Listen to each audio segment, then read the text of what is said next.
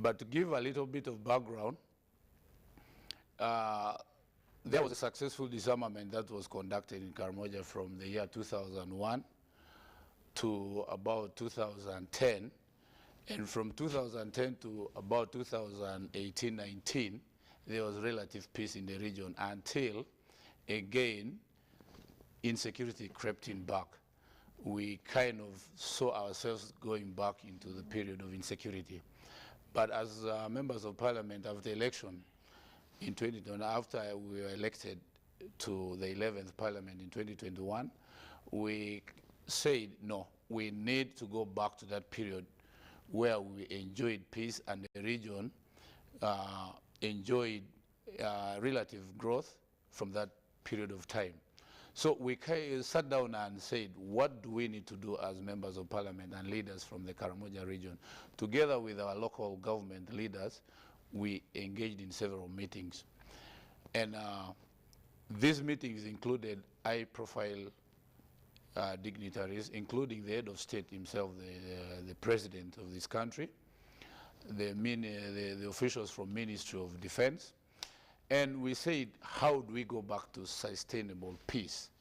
We need this sustainable peace in order to integrate Karamoja back into the mainstream economic growth of this country. So we were, after long conversations, we came up with an 18-month emergency plan to restore peace in Karamoja. And that 18-month emergency plan is the one that ushered the iron sheets we are going to be talking about today. There was a committee that was set up under the chairmanship of General Saleh, who is the coordinator of Operation Wealth Creation, because we wanted to tap into the resources in the OWC so that these resources can help these errant youth that are trying to use the gun for livelihood. We had multi-stakeholder engagement where the ministries that have something to do with the Karamoja region, which is basically a livestock region, would play a part. Ministry of Water and Environment was in the meeting, Ministry of Agriculture was in the meeting, Ministry of Defense was in the meeting to look at disarmament, Ministry of Water to look at water for production, Ministry of Agriculture to look at seeds, tractors for mechanization, and many other things. And then the Ministry of Karamoja as an affirmative action ministry that looks at coordinating all these development agencies and the ministries, MDAs, to deliver services to Karamoja, was tasked with this responsibility of looking at those community empowerment programs that will help bring back these youth, integrate them into the legitimate livelihoods so that they can be productive. A budget of 39 billion was arrived at for the Ministry of Karamoja. There were other budgets for other ministries. 39 billion was meant to look at how to spark growth in the region, look at these community empowerment programs. One of the things that was agreed was there are these errant youth that have gone back to acquire arms because there was lack of protection for their livestock. How do we make sure they give up the guns in order to become productive? What do we need to use to motivate them? The Ministry of Karamoja said, yeah, we've done some community engagement meetings in the past, and these people are saying, okay, I'll give you my gun, but at least give me something that I can use to put up something. And that's when the Ministry of Karamoja said, we need to identify for the first year, this 18 months, 5,000 youth that we are going to give iron sheets. 30 iron sheets, probably can put up a kiosk where they can do some small petty trade, where they can sell general merchandise and earn a living out of it. Those who will choose to say, okay, I've been living in a grass-thatched house, will say, okay, I want to put a place where I will live in. Then, Karamoja is a region that is livestock-oriented. The ministry again said, okay, we have livestock. They are the main source of conflict, the larger animals, the cows. But then there were, I think sometimes back, the president had engaged some researchers to look at zoning the country, what to do best in which part of the country. Karamoja was said to be very good for goat rearing. And if we put our efforts in promoting goat rearing in Karamoja, it would be the mainstay, and it would contribute to the export of goat meat to other parts of the world, and the source would be Karamoja. So the president said, why don't we look at goat rearing? Because one, it's short term. You have a goat, it produces twice in a year. So the ministry borrowed this and said, okay, we are going to give these households goats. So in the 39 billion budget, 22 billion was earmarked for goats. 8 billion was earmarked for iron sheets. Then the rest of the money was put to facilitating community engagements across the region and outside the the neighboring countries, because the source of proliferation of arms, small arms, is actually South Sudan and Kenya and Ethiopia. So we needed to engage them so that as we try to create peace internally, then we need also to be in peace with our neighbors, because that's where the conflict usually emanates from. So basically that's where the idea of iron sheets, the idea of goats came from. The unfortunate bit is, as leaders from Karamoja, we did not have that opinion. We sat down with the two ministers of Karamoja and said, look, we are already in conflict. Procuring goats will be simply accelerating and exacerbating insecurity, because the source of conflict there is livestock. Now, if we are going to take more goats there, then people, these youth, these errant youth, before they give out the guns, would still continue with raiding and rustling these cows. Why don't we look at a different approach? 22 billion would procure so many tractors, and would give, in our opinion and in our budgeting, we looked at 10 tractors per district. And when we looked at the 22 billion, it was actually procuring us the 90 tractors we needed, which would actually then divert this youth from livestock to producing food. That would have helped us again with fighting food insecurity, if that was done. So we said, until then the region becomes peaceful, we return to peace, then we can go back to restocking. Bring back goats, bring back livestock, cows, bring back any other animals that the Karamojong want. But the ministers outrightly shut us down. But the unfortunate thing is, they decided to solicit the support of the local government leaders.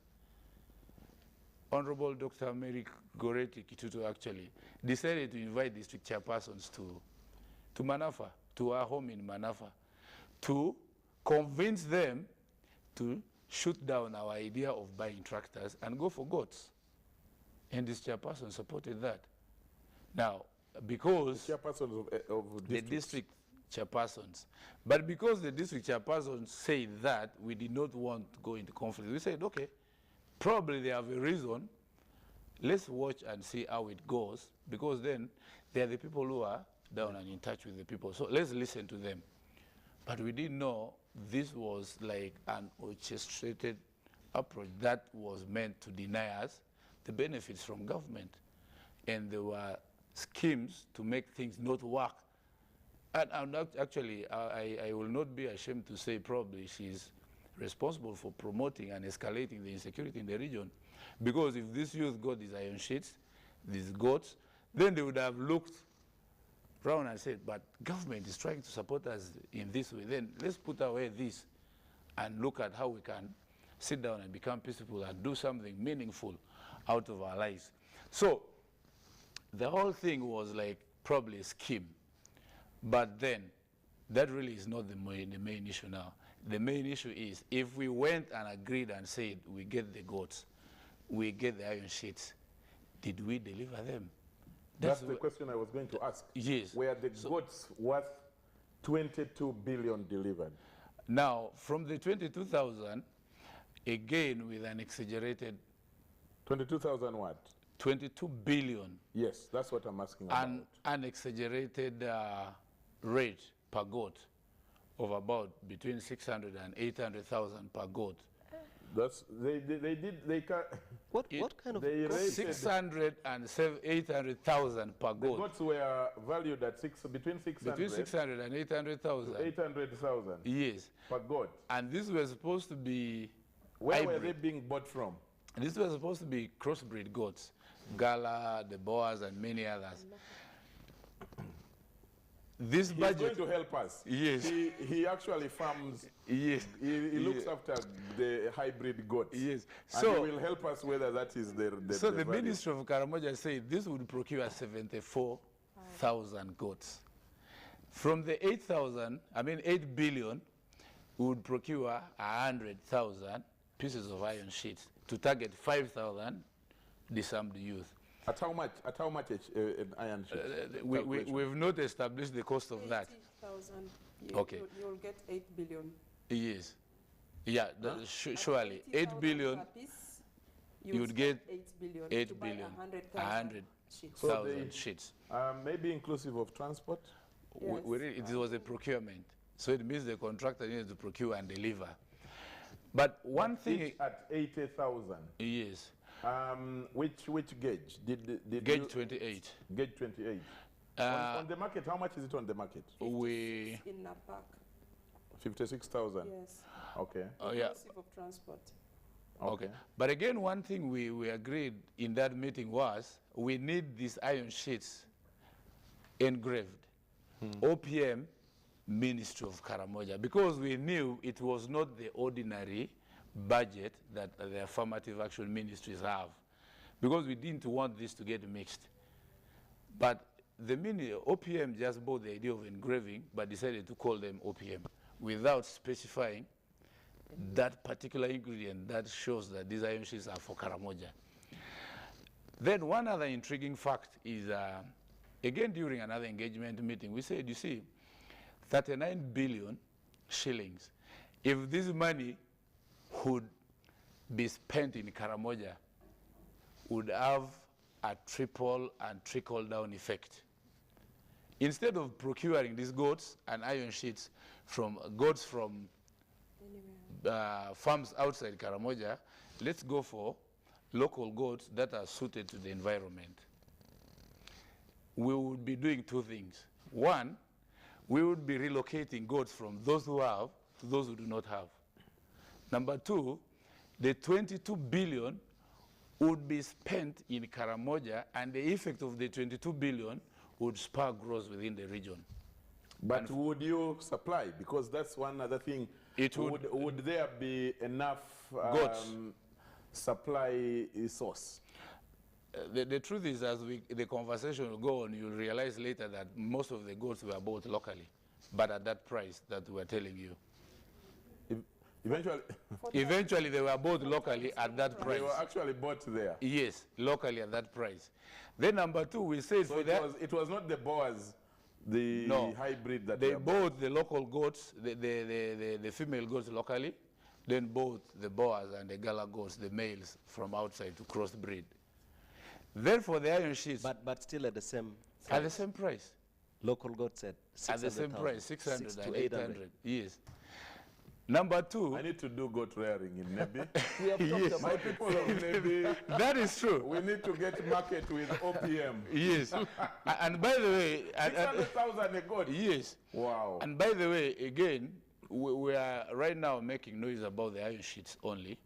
But as APs from Karamoja, we had already initiated a process of doing an investigation for goats. It's just that the iron sheet is overtaking the goats.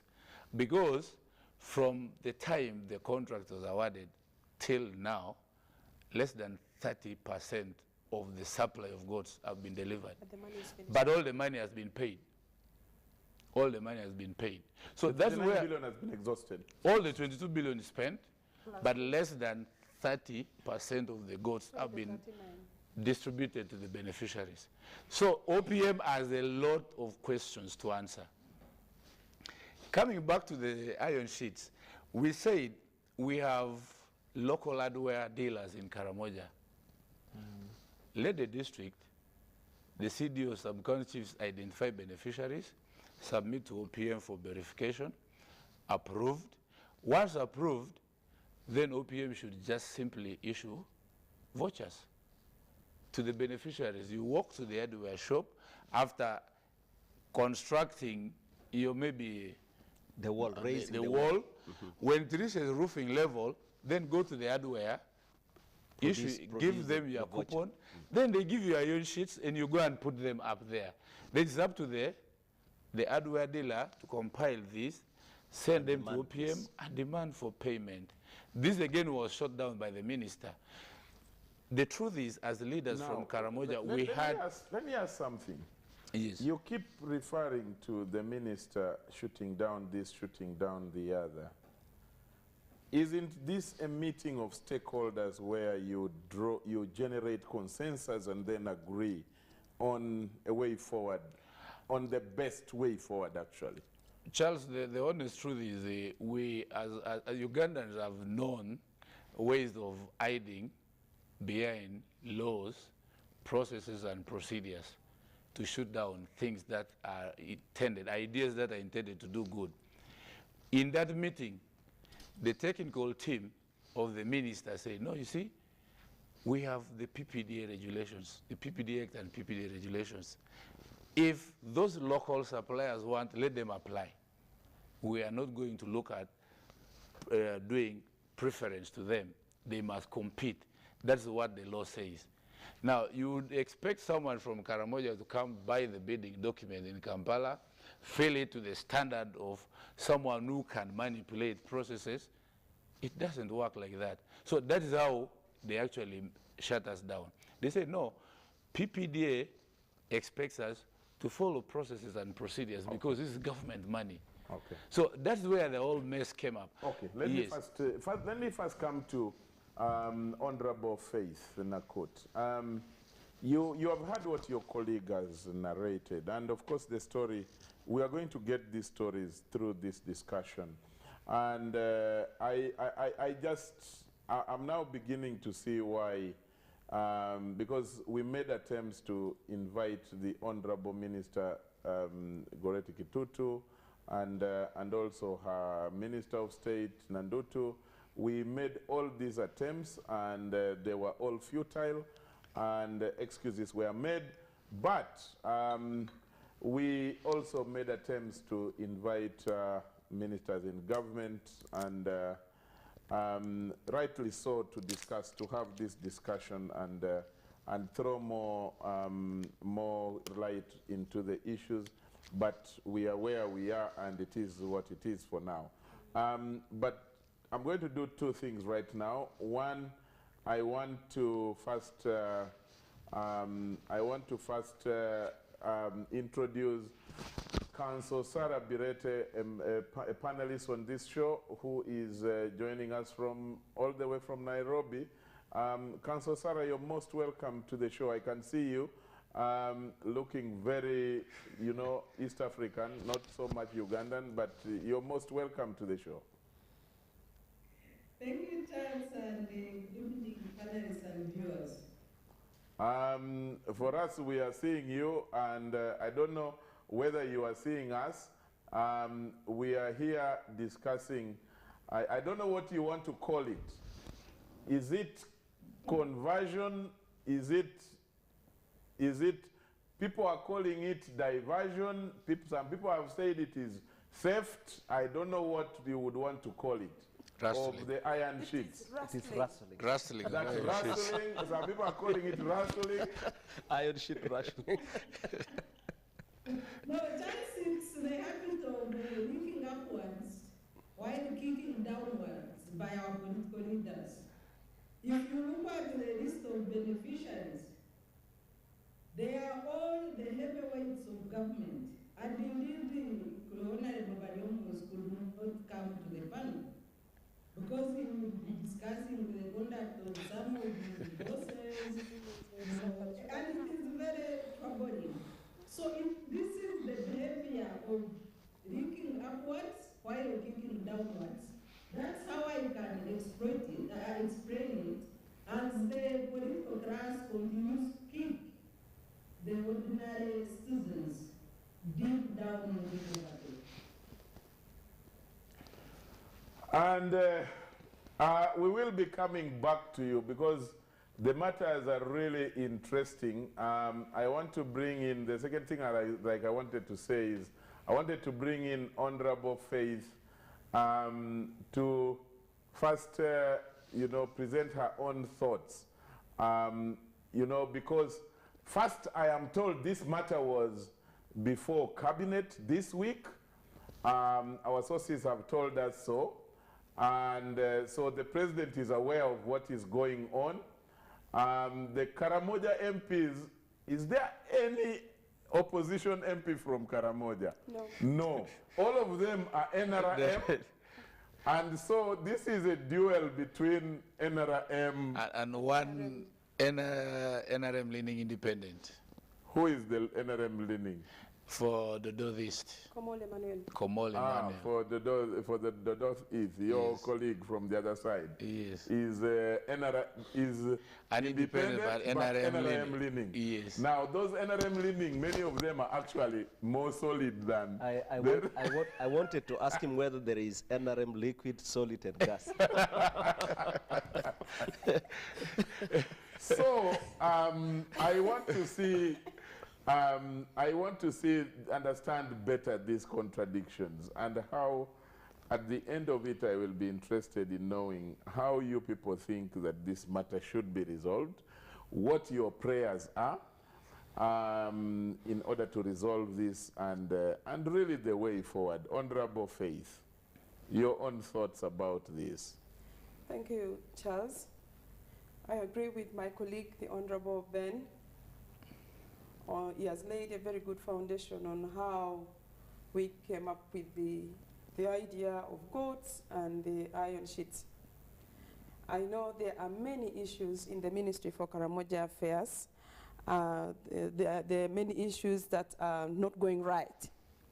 The goats issue, in my view, you will need to give it another day so that we get into detail with it. For now, you will allow me to speak on the topic on the OPM iron sheets. Arising from that background on the need to pacify Karamoja because of insecurity that ravaged our region. In 2021, following those meetings that Honorable Ben has referred to, we had even with the head of state, we thank him for his goodwill, very much so. Because if it wasn't for him, even this 39 billion we're talking about wouldn't arise. So in December 2021, Parliament of Uganda passed a supplementary budget for the 39 billion. And as Honorable Ben has stated, the work of that money was for goats, iron sheets, and then mobilization for peace. Maybe if it had been spent correctly by now, Karamoja would be peaceful. It is just maybe, because that's a good amount of money to restore peace if that money had worked in the region. On the 10th of June, 2022, having completed the procurement process, the Minister for Karamoja Affairs invited President Museveni to come and launch the distribution of goats and the distribution of iron sheets in Moroto. So the President launched by distributing 650 iron sheets. He came to Karamoja. He was in Moroto, in Naitakwai. Distributed 650 iron sheets, and 350 remained in the Moroto store. Those were 1,000 iron sheets that OPM had delivered from that budget. That was June. Now, in June, July, August, nothing happened. When the president was launching the distribution of iron sheets, he promised the people of Karamoja that the iron sheets would be available. Even the minister promised the iron sheets are there. It's only transportation. Within 3 weeks, there was a deadline. Within 3 weeks, you would receive the iron sheets. We waited. July, August, September, August, nothing happened.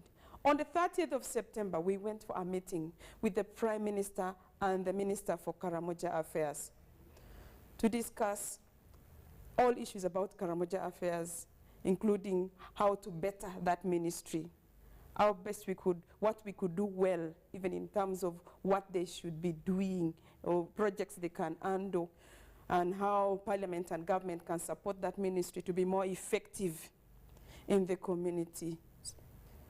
We agreed a distribution mechanism for the iron sheets. We agreed that the iron sheets would leave the store immediately. That was the 30th September 2022. On the 5th of October 2022, the Minister for Karamoja Affairs wrote to the chairman, Karamoja Parliamentary Group, asking him to get lists from us so that the lists from us can be submitted to her office. And the urgency was so serious. I remember spending an extra weekend to see how I could catch up with the deadline. We generated the lists as members of the Karamoja Parliamentary Group so that those lists could be merged with the lists the ministry had gotten from our district chairpersons and from the cows. The long list on how these 100,000 iron sheets would be distributed. That was October the 5th. November, nothing happened. There was silence. Initially, they were asking for lists quickly, asking the lists are the ones delaying the distribution process. We thought it was the lists. It wasn't really the list. Now you know it was in the lists. November, nothing happened. December the 14th, we had another meeting with the Prime Minister on this matter, on how the iron sheets could leave our stores, the OPM, the stores of the OPM, to go to Karamoja. And she gave us the assurance that the iron sheets would leave the stores and go to Karamoja immediately, that the lists were in the custody of the minister, and the lists would be used. They would write to the cows, everything. And so she reminded us of our role as members of parliament to just keep our eyes on and our hands off. And I thought that was a good decision. We agreed to do that. That was 14th December. January came and nothing happened. The only thing we heard from another minister is that the OPM was stuck and couldn't handle the logistics to deliver the iron sheets. But it never came in our meeting with the Prime Minister that logistics was a problem. We had the assurance that the iron sheets would be delivered to our districts, and the district leadership in Plascow would ensure the beneficiaries get. That was January the 18th. Now, 13th February, the iron sheets have gone missing. And we hear the iron sheets were found in another district. And then the PS published a disclaimer that the iron sheets he released were intended for Karamoja and not for Namisindwa. Oh, we wondered what happened to the iron sheets. Up to today, other than the 1,000 iron sheets that went to Moroto, and 650 of them used for the launch, no other iron sheets have come, except to the people the Minister of Karamoja Affairs decided to reward. And at least we know that, some iron sheets went to Nakapriprit. You know, in Karamoja we have 9 districts. Yeah. So somehow Nakapriprit received their share. The rest of the people, including mine in Park District, as of today, they are still waiting for their iron sheets. We haven't told them that the iron sheet won't come anymore because the promise was too big. The promise was too big. It was supported by the minister. It was supported by the president. How do we undo such a promise? How do we tell the people that the iron sheets won't come again? What will we say the iron sheets? Where will, there is no way to explain this. That is the state we are in right now. Okay. Honorable Mapenduzi, you are an MP and you in charge of local government, you know, dealing with local government's accountability, but at least you're in touch with the local governments and through your work. What exactly comes to your mind when you read the story about the Karamoja iron sheets right now? My brother Charles, first I am not surprised. Why are you not surprised? I am not surprised because this is a culture that has developed in this country. This is the kind of impunity that has existed for decades. I think it only keeps on graduating. I am saying I'm not surprised because between 2007 to 2009, when the people in northern Uganda, especially Acholi sub-region and Lao sub-region and part of Teso, were moving back from the IDP camps to their villages after the peace talks in Juba, the office of the Prime Minister came up with an idea after a long engagement with the leaders. That time I was district council speaker in Gulo. We very aggressively engaged government and demanded that our people needed to be supported for them to return home and start a new life. Just like the leaders of Karamoja have been putting pressure so disarmament can take place and people start to get productive. And so the question was, how do we help? And the first answer was, people are going back home, but they're going back empty-handed. They need to go back home and start to put seeds, you know, in the soil and grow. So the immediate need was food when people returned, because we knew there was no more food to be distributed.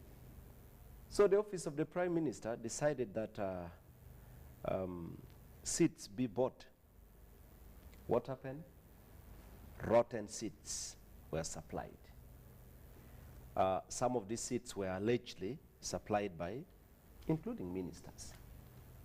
We raised this, nothing happened. Oh. Later on, farm implements, pangas and oars, and I'm sure you still recall the fake panga that yes. Mao bent. The honorable chairman Mao. It was Mao, yeah. Out of anger, just held a panga and just wanted to see whether it's really a panga, and broke it. And it could break. It broke. You know, even John Rambo, even John Rambo, the famous movie star, can burn but not break. But that panga in quote got broken. It was actually not panga, it was some kind of cement. And again, we raised this and we had several meetings, and even when the president got to know about it, that minister went on defensive and turned it political. And you know, one interesting thing is that when people are cornered, they begin to look for excuses. Even right now that leaders from Karamoja are raising this concern and putting pressure, you'll begin to hear diversionary statements coming. So you should expect that. Yeah. So that was it. And then later on, again, the PRDP money, the Peace Recovery and Development Plan for Northern Uganda, several billions in the office of the Prime Minister, got abused with impunity, stolen, including donor funds. And some of the donors pulled out, and I'm told have never returned, because even the money they stole, and the people who stole this money, they are known. So when you see this kind of impunity, when you see this kind of shamelessness coming again from the direction of Karamoja, it's not a new thing. It has only changed position. It moved probably from Acholi to Karamoja. Maybe the other time moved from Acholi to Lao or to Teso or to... And this keeps on rotating. There could be so many other interventions that are not known about, even not talked about. So this is something that we have to deal with. And just like you said, Charles, the president needs to firmly deal with people who are known to be abusing intervention. This has to be taken more seriously. Now, the other thing that is extremely annoying is that we live in a society where there is no shame. You know, we need to start looking at leadership, not just as a position. We need to look at leadership as a responsibility. Because in Uganda, people look at leadership as a position. They enjoy the titles and they want to appear big and all that. When we begin to look at leadership as a responsibility, then we begin to know what to do rightly. And when we fail to do that, we have to step aside. If I were the minister for Karamoja, by now I would have stepped aside.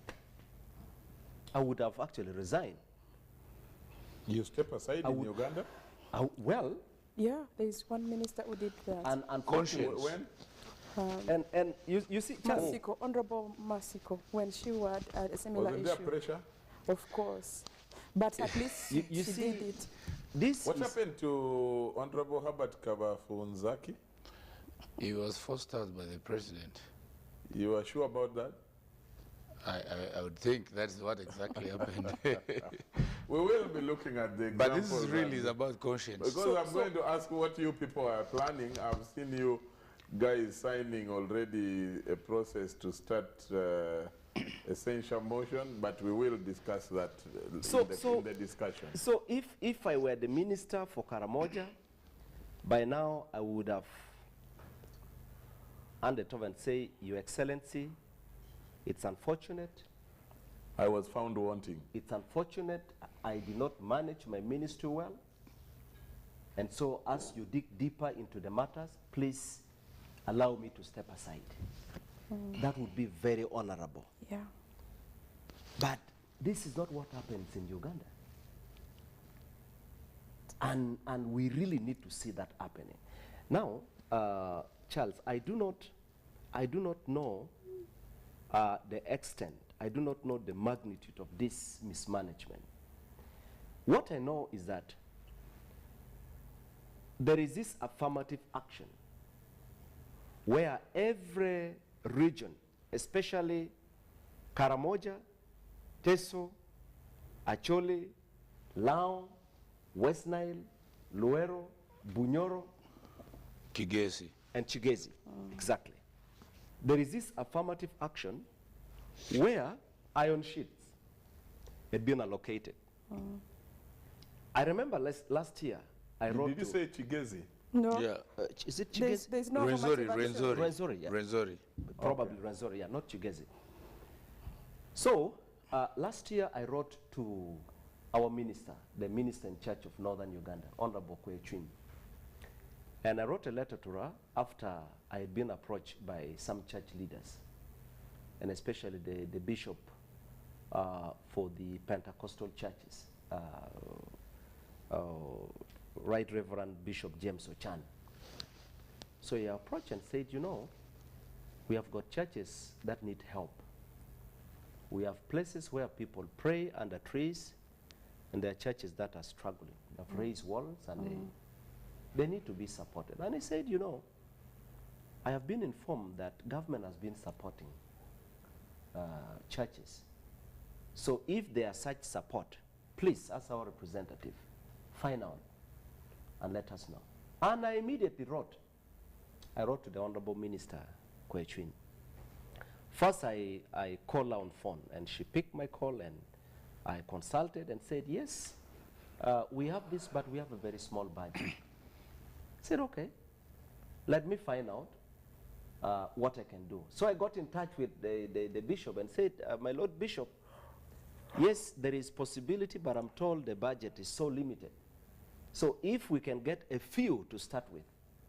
And I quickly consulted this, leaders and came up with a list of about 5. So I wrote formally to the Honorable Minister requesting her to support these 5 churches to begin with. And she told me that time there was no money. I said, well, maybe we have to wait for next quarter. So in the, I think that was around maybe October, no, not October, should be around November, December. 2021. 2022, last year. So last year. Yes, last year. That was the time she said, you know, chairman, well, many people call me chairman because of my local government background, said, you know, chairman, we have got the allocation for northern Uganda, but there are very few iron sheets, about 5,000 or so, and we have to share. So we are not able to help many churches, but we can help 3. We can give 300. That's when we got in touch with the church leaders. And I want to thank this minister because the approach she used, just like my colleagues are explaining, she went to Gulu, at a meeting with these religious leaders, at a meeting with them, called the media, and then the iron sheets were transported by our office. That's Honorable Grace Kuyechwi. Yes, to our office in Gulu, and the distribution was done at the compound where every church came with their truck. When was this? That was last year. So the distribution was done immediately? In the day, and our staff were there. Our staff were there, and she went actually personally, and at a meeting a day before to brief people, explain the challenges, and said, because of this, we are not able to meet all your demands, we are starting with this, and then say, tomorrow at this time, everyone be around. When you come late, because they are few, if they are done, you will not blame us. Good. And some churches miss. I think that should be the transparency. All right? So I know... Honorable Kuyechwi, I know you are watching. Kudos to you out there. And there is a good message for you here. You're being thanked on national TV. That's for right. Your transparency. So I know that many should have got, but because the quantity was little, and she was able to explain, other people were annoyed, but she was able to deliver the little, and that should be the approach. So when you was it also marked? Yes, marked, painted, OPM. OPM. Painted. They are painted. It's pre-painted and written on Office of the Prime Minister. There are some writings on.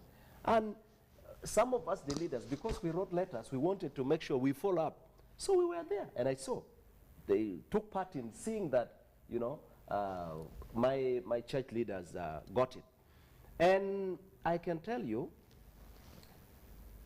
it is so annoying that iron sheets meant for Karamoja Can disappear. fail to know the route to Karamoja. And go elsewhere. Looks like the iron sheets were trying to find where Karamoja is. So they end up in another region. This is outright abuse of office. And the other thing, if you are, because I saw, this evening I saw a tweet by the former Speaker of Parliament.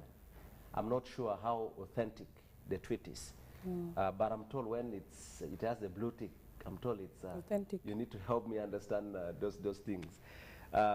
So I saw a tweet that she posted and confirming that she received 250 that she requested in writing and she used for some health facilities. And I know there are so many leaders who requested and they were supported under their region.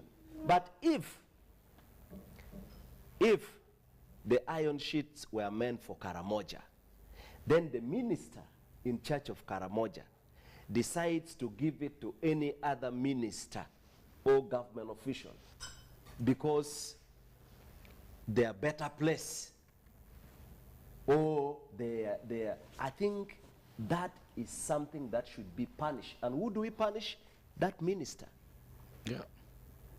Because Charles, if we work here at UBC and I'm charged with the duty of serving tea, And I know you don't work in the day. I mean, in the morning, so you are not entitled to tea. And so you decide to give tea, which is not meant for Charles, to Charles. You don't punish Charles for taking this tea. You punish whoever gave it, because you will have broken the rule. And so my problem is with the people who encourage this abuse, and the minister should be held responsible, but also the minister as a supervisor. The minister as you see, for me, that is how I look at things. If I am your supervisor and you fail to perform, Charles, I punish you, but I should also be held responsible. I should explain how things happen under my watch. Okay. We are about to go for a break. We need to go for a break right now. But before we go for that break, I want us to have this in mind. There are those who have read, if you look at the New Vision, I'm quoting from the New Vision, that has done some work. Thank you, New Vision, for listing down the officials who picked iron sheets from the office of Prime Minister. And I think it is important for our listener, our viewer to get this.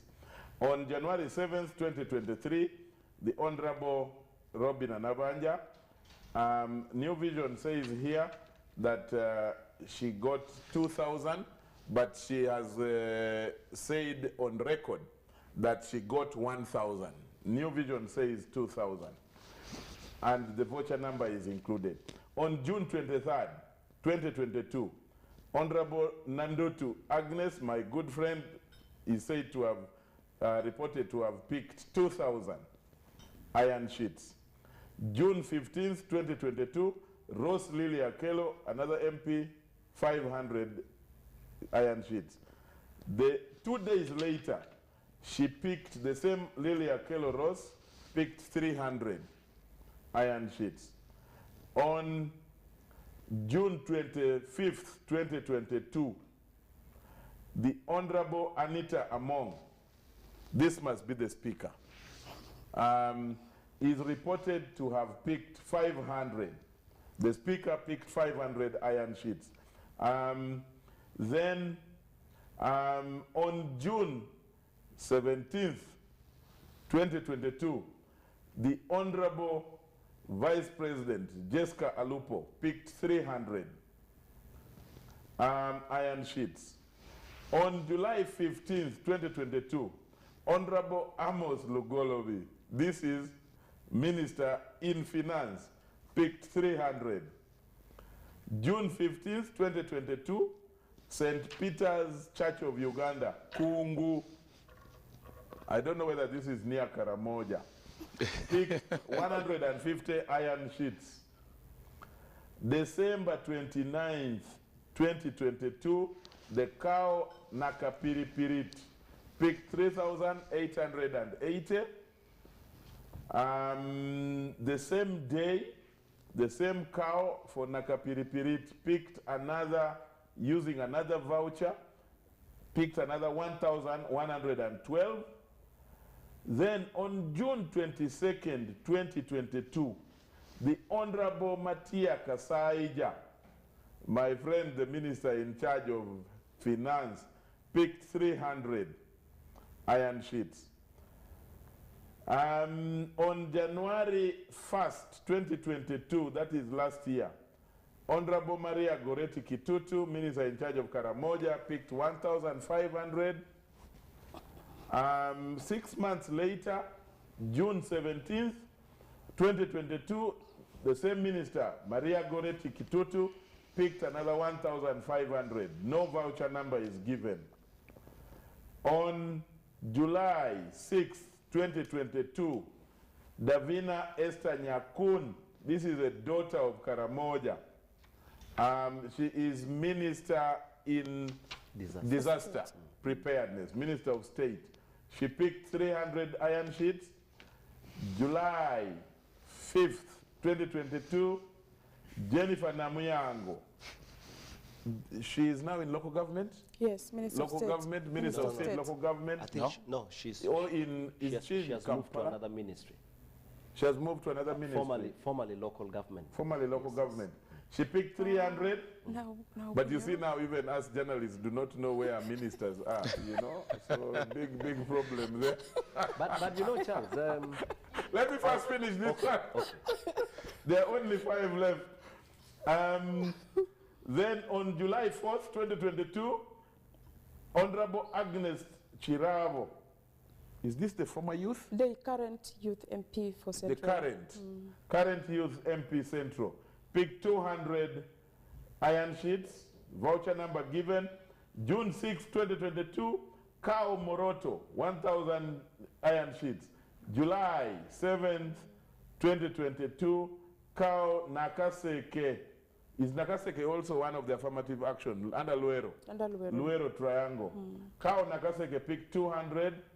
Then on June 24th, 2022, my good friend Honorable Henry Musasizi from Kichigezi, from Kavale, picked 200 iron sheets. And in the Ministry of Defense, I mean from Ministry of Finance. There are others that I'm going to read. They are about 10. They are also among the beneficiaries. But after the break, let's go for a break. When we come back, I will be bringing in the Council Sarah Birete to weigh in on the discussion, and we will proceed with the studio discussions as well. Let's take that break right now.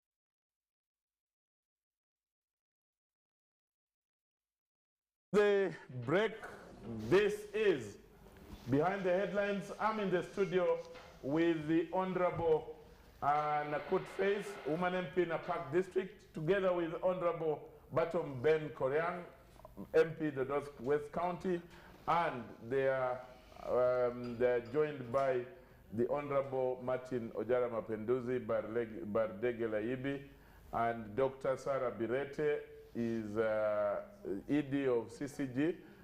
She's joining us all the way from Nairobi by Zoom. Councillor Sarah, I want to bring you on board, but when you read the new vision of today, that list that I just read was was not complete. There are about 1, 2, 3, 4, 5, 6, 7, 8, 9 others. I don't know how I missed these iron sheets, because I have a number of friends who have got. I should have got some. I wonder how you missed I it. don't really know. I don't think I'm doing well with being in touch with my friends. You are probably unlucky. With my friends, I'm not. Oh, God. But my good friend, Honorable Moriku, Dr. Moriku Kaduchu, on January 5th also took 2,000. That's according to New Vision. On January 25th, former Right Honorable Speaker, Honorable Rebecca Kadaga also picked 500.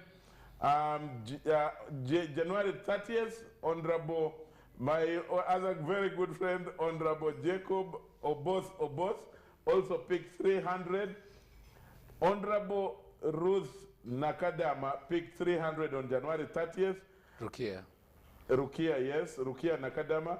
And then is this is the same, I think. January 30th, when you compare, is this a different one? For Honorable Matia Kasaija, I see Matia, this is a different one. Additional. This is additional. Honorable Matia Kasaija, the Minister of Finance, first picked on January 30th, 300, under voucher number 8522. And then June 2022, this is January this year, I think. This is January 2023. But initially on June 22nd, 2022, he had picked under voucher number 7837. Those were also 300. So he in total picked 600. February 1st, 2023, we need to check. So Honorable Kitutu Maria Goretti picked additional 3,000 this year. 3,000 last year. This year she picked on February 1st, 2023, she picked 3,000 on 2 different vouchers numbers, meaning she has picked a total of 6,000 iron sheets if you add the ones she picked in 2022. Another good friend of mine, on February 1st, Honorable Oboa Dennis Hamson picked 300 on voucher number 8526. Honorable Lugolobi Amos. Did I read his name earlier? No. It's the Yes, first I had read so. This is February 1st. He picked 300 on February 1st. But in on July 15th, 2022, he had also picked 300. So I think the Ministry of Finance guys were also added, additional. A bonanza. And then Honorable Ben is calling it bonanza. Iron Sheet bonanza. Yeah. And then February 2nd, Honorable Bueno Chakulaga. This is my friend from Busoga, in agriculture, picked 300 iron sheets on voucher number 8528. Now, Councillor Sarah Birete, I want to bring you on board.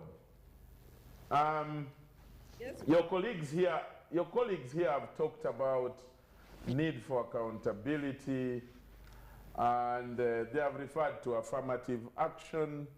They have referred to, you know, Karamoja suffering and all that. Let's move to the next discussion on the same. Is this process fair enough from what you are seeing? You see, Charles, the names you have read alone, if we had a normal government in place, the president would have dissolved cabinet. Because this is just a gathering of thieves interested in stealing from the poor, and we are not going to sugarcoat this debate. You pass a supplementary budget for Karamoja. What business do you have picking iron sheets and taking them to other parts of the region? No matter the reason, it is abuse of office, it is theft, it is taking political advantage of the poor, and it is stealing from the poor. So my first call on the next steps is that even before the MPs censure these ministers, can the president fire them? Starting with the Karamoja docket and all the other people who collected iron sheets from Karamoja. The second step, can these people return iron sheets on the steps of Parliament so that the citizens see them returning whatever they've stolen from the poor? You know, we are in the politics of a zero-sum game. The philosophy of if I win, it is only because you lose. And the people that lose every day are the poor at the grassroots. That's why no government program under President Museveni succeeds.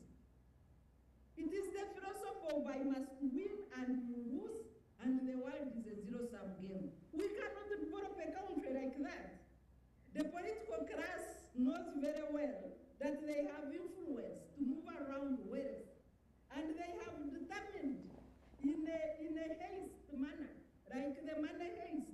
So now we have the iron sheets haste, that this money must rotate only in their hands and to the people that they choose as the political class. So that's why, you know, Goretich Tutu called her friends and said, there are iron sheets here. We have an iron sheets bonanza, an iron sheets haste. Can you come and collect?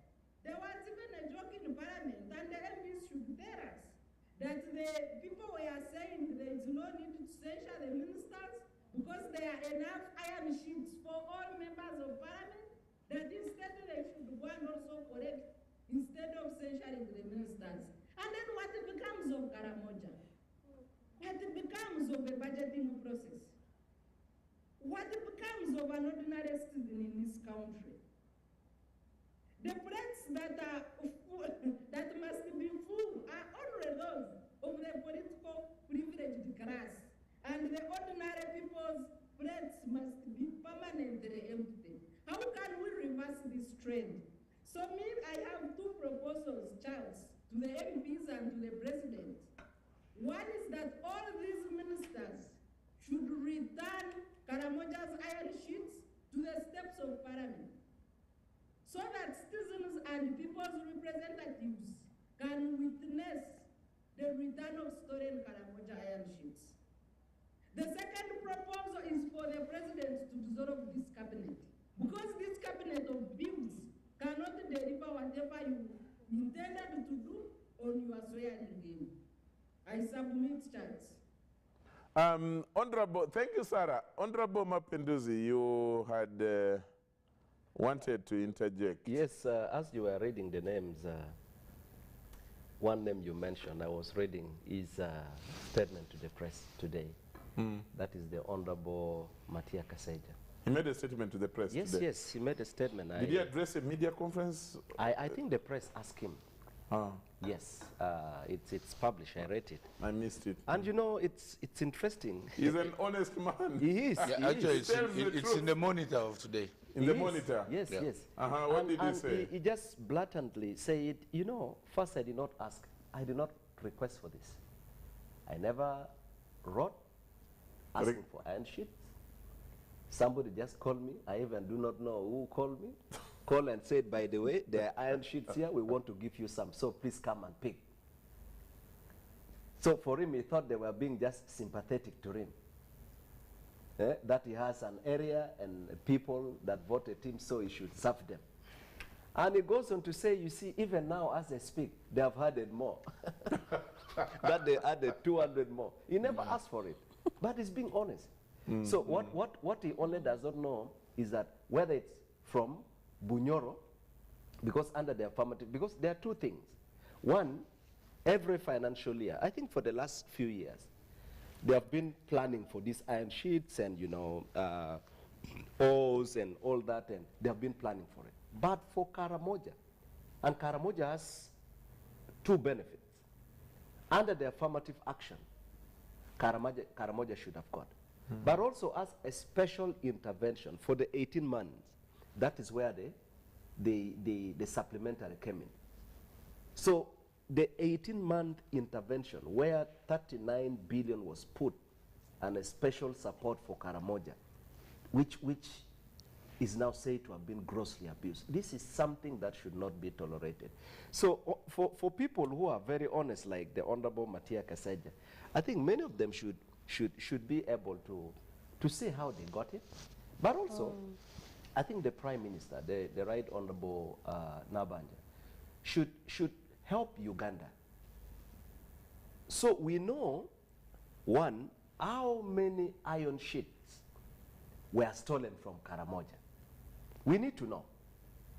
Because we have for Luero, we have for Northern Uganda, we have for Karamoja separate, we have for West Nile.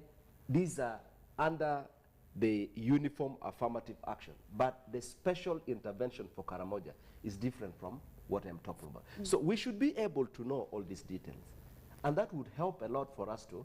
But also, that should now help to look deeply into all the interventions.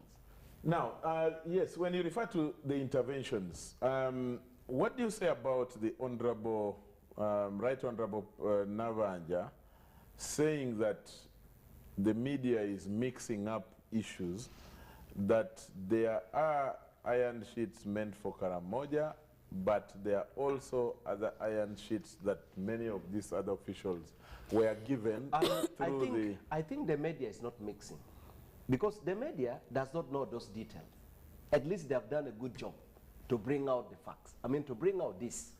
It is now going to be the office of the Prime Minister and those in government to give us the correct figures. That's why I'm saying we should now know that under the affirmative action for every sub-region, these are the numbers and this is how it has gone. But for Karamoja, under this 18-month intervention, what has happened? Where you find now, because I know that the Honorable Minister, who is said to have received 6,000, I want to believe, because where she comes from, I don't think there is an affirmative action. Honorable Faith. Yes, please. What do you say about that? That means she picked from Karamoja. Now, so these are people who, by the way, in China, you'd be hanged. Charles, Honorable Faith. yes, please. What have you, Karamoja MPs, you know, how have you picked or received that explanation of the Right Honorable Prime Minister? This is right under her docket. I think it is an excuse that doesn't hold water. And so I agree with Honorable Mapendusi that numbers should speak for themselves. They cannot lie. If the iron sheets are for affirmative action, how many are they? And by the way, it's the Prime Minister who has that information. If the iron sheets are for the 18-month special intervention to pacify Karamoja, how many are they? And by the way, where are they? So it is true, I agree with the Prime Minister that there are affirmative action ministries that also budget for their iron sheets for their region. In the time of Honorable Biaba Gambi, when he was Minister for Karamoja Affairs, our colleagues used to receive iron sheets every financial year within the budget of Ministry for Karamoja Affairs. Now for us, the people of Karamoja, even that is supposed to come under the affirmative action budget. Our ministry gets their budget of 8 billion every year. That share has been zero for now. We don't even know what's going on. It is zero. We have no iron sheets coming from the affirmative action ministry. So to make an argument on affirmative action is an excuse we are not going to take. Okay. But also, Charles, you remember the letter that the PS published? He said, of OPM, he said he released iron sheets for Karamoja. And he doesn't know how they reached elsewhere. So okay. Someone called Geoffrey from Bujiri says, Charles, thank you very much for a good job. My question is, how many iron sheets went to Mnamisi Indwa? And were they marked for Karamoja? Where is the balance from 100,000 allegedly meant for Karamoja? 100,000 iron sheets. Exactly, Charles. That's the question. Then he says, lastly, how sure are we that people did not take iron sheets meant for Karamoja? All those who took iron sheets should step aside. We first investigate them. I agree with him. Charles, if we assemble all the iron sheets of the affirmative action ministries, it won't reach even a half of what we are talking about.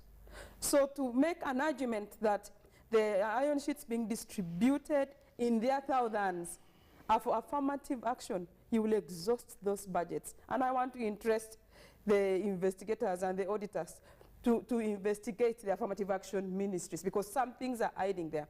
But also, Charles, I expect the office of the Prime Minister, when they are dishing out goods to our communities, to specify.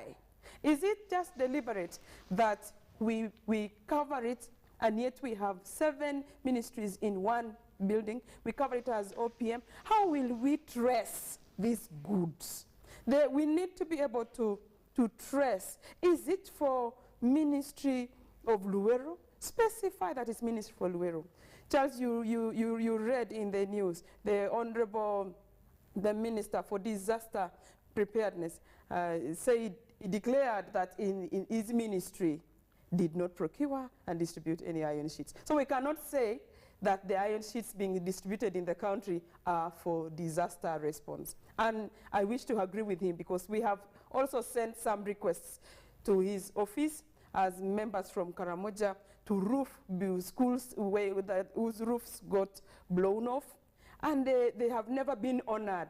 So the selective distribution, I don't know where the iron sheets came from, and the method of distribution. That is a question we should answer as citizens of Uganda. We should answer, how do goods leave the ministries and go to the districts, to the beneficiaries that are intended? Charles, that question needs to be addressed. Someone called Rukundo Nelson from Nyanama says, Charles, thanks for the show, though you are also trying to divert us. All those you are reading are entitled to get the iron sheets if they had asked for them, only if they had asked for them in writing. But our point is on those that were meant to be for the poor people who are suffering from Karamoja and are diverted to Namisindwa. If we had a serious government that wants to fight corruption, the so-called ministers would be in jail. The so-called minister would be in jail with, they would be tied with chains, handcuffed and their mouths glued. That is Rukundo Nelson from Nyanama. Musoke Charles from Nansana says, Charles, thank you, namesake. It's a pity that rich Ugandans are looting poor Ugandans. I wonder who will summon the big fishes. Someone here called Watira Wilson from, he says, I'm sure Honorable Mapenduzi knows government process from the central stores to local government stores. If this was a government initiated together with stakeholders, how would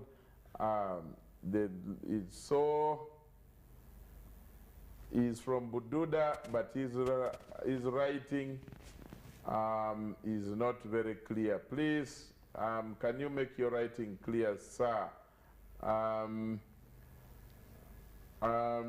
Then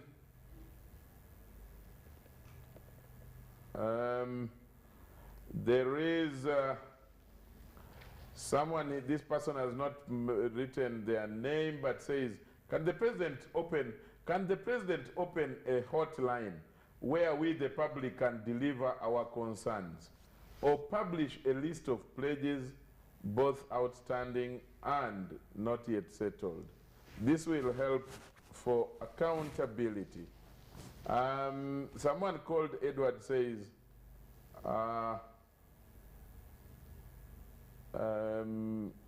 let me see.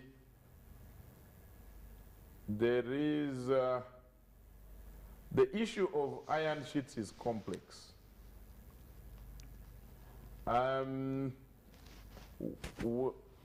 It is a complex one.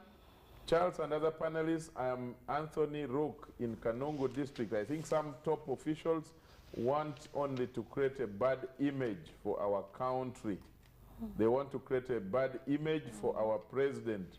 Looking at all this drama, Uganda should think about a bad planning. It is those leaders, it is not the president, it is those leaders pretending to be good in service delivery, yet they are tarnishing the name of our country. For sure, how would our MP pick iron sheets meant for Karamoja? All those culprits need to be executed. I think he wanted to say prosecuted or something like that, without an apology. Then, please, can you, okay, I have already, producer and technical guys, someone is saying that they are not hearing Dr. Sarah that well. Another person from Nansana in Chevando says, good evening, Charles. I'm Biarohanga Francis. It would be good if you had invited one or two of those people who took the iron sheets for the Karamoja.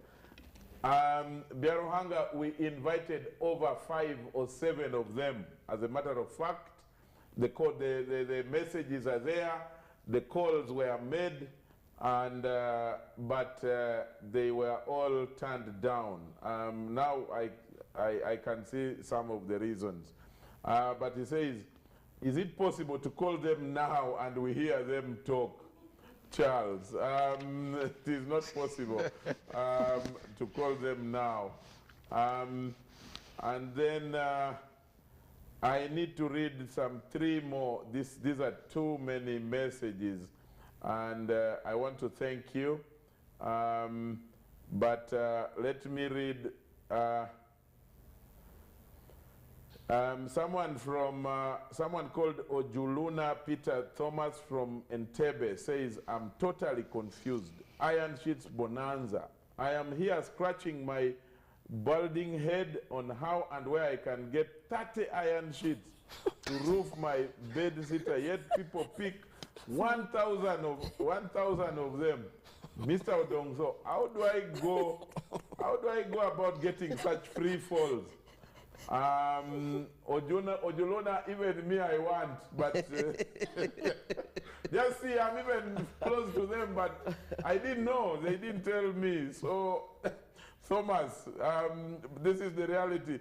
He says it's quite annoying to see privileged people taking the little meant for the poor. I know pacification of Karamoja automatically leads to growth and development in my Teso sub-region, but these politicians seem to enjoy and keep my ankles backward. I'm so angry, but now I don't even know what I am annoyed with. This is Peter Ojuluna. And then I said I'm picking two. That was one. There's so many messages, so many. I just want to try and balance from all corners of Uganda. Cyrus from Arua says, Uganda could have been declared a failed state if such a scandal was in judiciary or parliament. But among executive members, this is just sharing as always. And then Opio Samuel from Amolatar says, Charles, this topic is very interesting. I thought the president had promised to fight, in his last appointment, he gave an indication that he needed only trusted men. Fishermen. No, that he had lost trust in men. But now even women seem to be having the same characteristics of men. Charles, in my opinion, if government wants to fight corruption, then the president should hold on this responsible two ministers that he has always emphasized.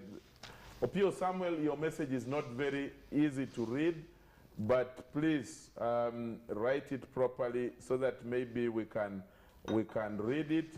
I think it's too annoying. Yeah. You will forgive him. There's someone called Dickens from Tungamo who says, thanks for the program, but to be sincere, the people of Karamoja do not even fear, people don't even fear to steal from people of Karamoja who are suffering. It is a curse, and OPM must be full of, he used a certain word but meaning wrong people, and I don't want to use his words. I want to think that the president should arrest these ministers implicated. It would send a good lesson to the rest. This is Dickens from Tungamo. There are so many messages. I want to thank all of you for participating in this discussion, including someone who says, I'm so annoyed, Uganda must be cursed. Why even women taking a lead in theft in government? Oh, God. I thought women empowerment in Uganda would be meaningful, but so far I'm surprised that it's the most meaningless agenda. This person has not, like Mao is saying, Uganda needs reconciliation. Sir or madam, you don't attack women empowerment. Even if there are 10 or 3 women who have done wrong, if they have done wrong, it is not against women empowerment. Women empowerment is a different concept altogether. It doesn't mean that one is empowered to do wrong. Exactly. So I think that's a wrong, that's a misunderstanding of the same. Honorable Ben, you've heard what people are saying. I need to hear, you represent a section of the Karamoja people, and I saw, was it yesterday or the day before, some of you have gone for starting to discuss censure. Is that the solution? What exactly are the people of Karamoja praying for? What are you going to push for? Are you talking to the president? He's the appointing authority. Are you talking to your party leaders? Who are you exactly talking to? What should be done way forward in terms of solution? Thank you very much, Charles. Maybe before I go to that, I want to strengthen the point that my colleagues raised in response to the question you asked about the Prime Minister's explanation. And I want to totally agree with my colleagues that the Prime Minister, at the heat of the moment, you cannot really just come up to give facts, but you just try to probably quell the situation, and because you don't have those meaningful and useful facts, you just want to probably paint a picture that makes it seem like, okay, as we investigate, then we need to protect some other people.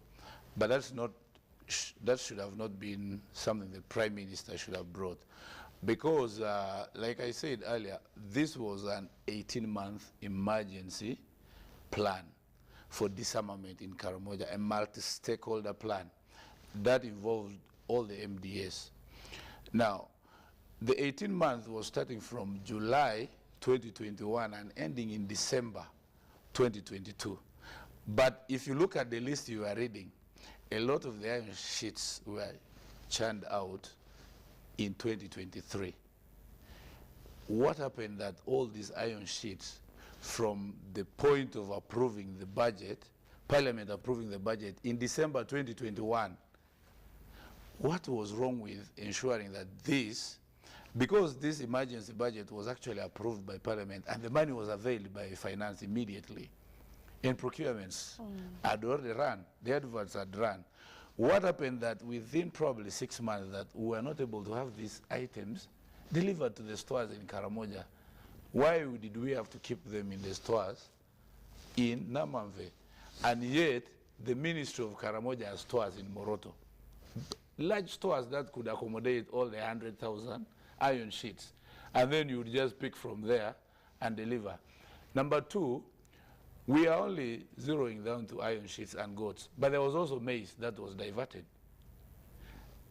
When the First Lady was the Minister for Karamoja, she introduced the Karamoja Feed Karamoja program, supporting Namalu prisons to produce enough food that WFP would buy and distribute to schools for school feeding program. But because we were in the lockdown, COVID lockdown, and then eventually again Ebola, this food would get rotten in the stores. But again, as leaders from Karamoja, we appealed to WFP and said, no, you have the food in stores, but the people are starving. Why don't we give this food out, and then we plan for that period when the lockdown is going to be lifted. Again, this was 3,500 metric tons of maize.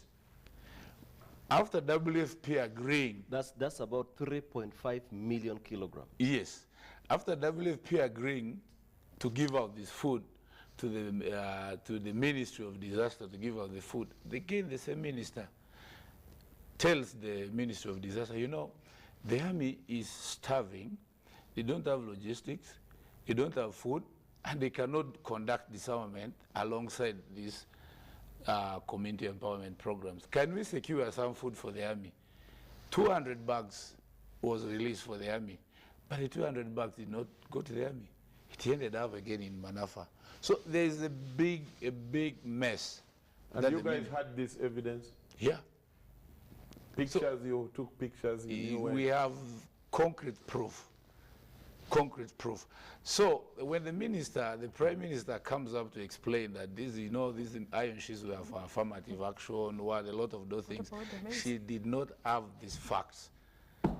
Probably she needed some more time before she could come up with a press statement to give the country what message to get that put her in charge of the ministry. One of the persons viewing you right now is a former long-serving MP for Chua. Okelo was yes, MP for Chua.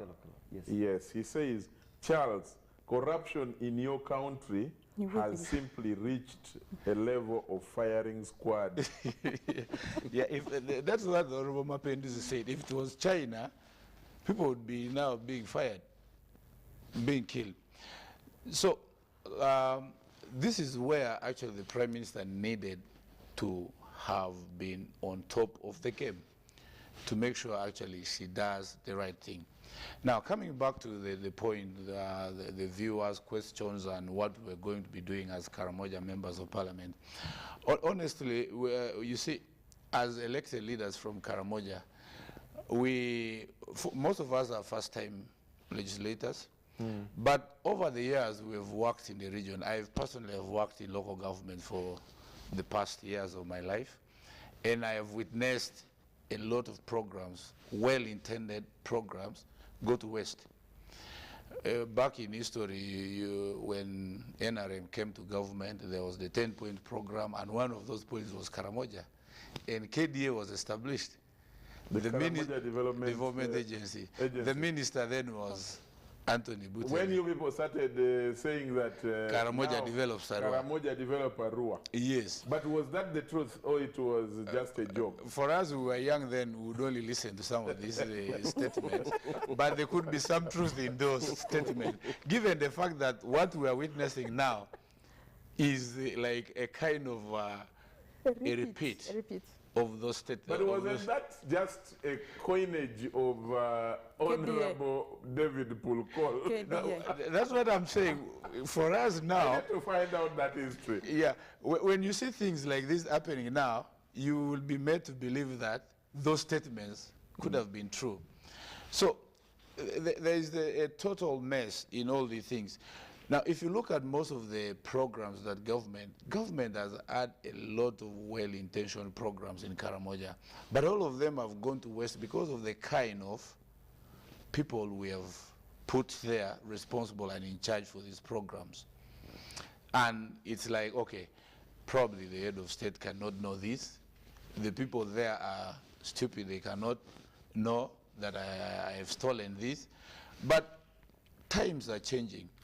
We need to look at the fact that every other day, things are changing and we are more connected because technology has made things very easy.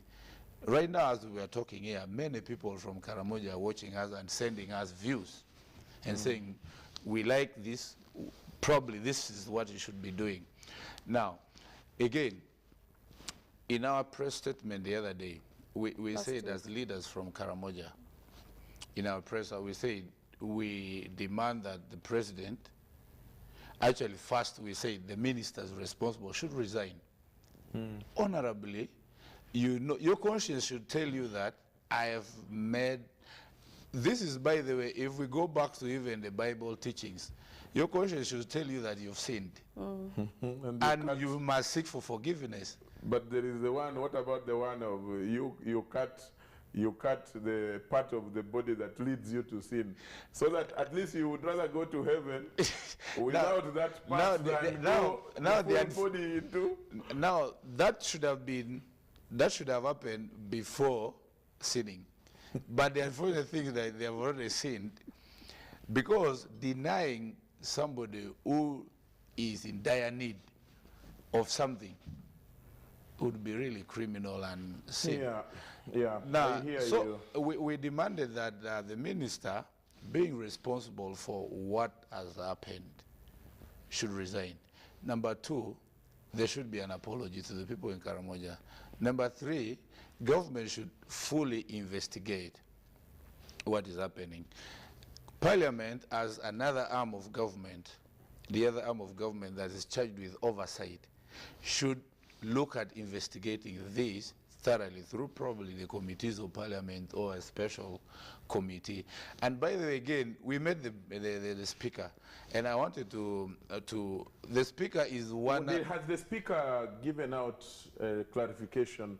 Yes. Because her name is among the... though she has not come out to make a statement to the country, but she made an explanation to us as members of parliament. What did she say? Because when we went to meet her, she actually said, you know what, I didn't know I was being given stolen iron sheets. I never asked for them, but I was just called and said, you have 500 iron sheets And they were already to indicated. take to your constituency, including the deputy speaker by there, not just the speaker alone. So if you Even look the at... deputy speaker was given iron sheets. Yes.